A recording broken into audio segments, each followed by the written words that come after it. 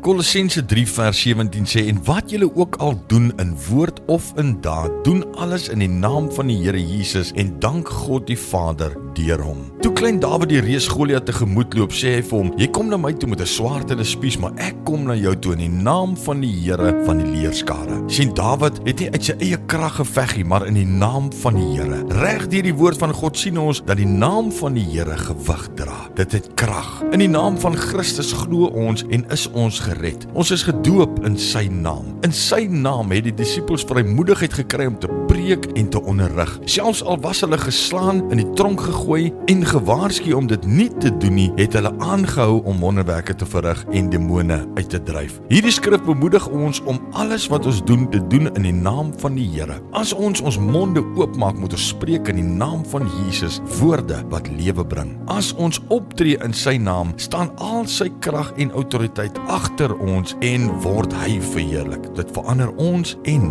die mense rondom ons. Abba Vader, baie dankie Here dat ons alles wat ons doen en wat ons spreek kan spreek in die naam van Jesus Christus ons Here. Dankie dat dit krag dra. Dankie dat u naam autoriteit het en die laaste sê het in ons lewens. Ons eer u, ons loof u en ons prys u in Jesus se naam. Amen.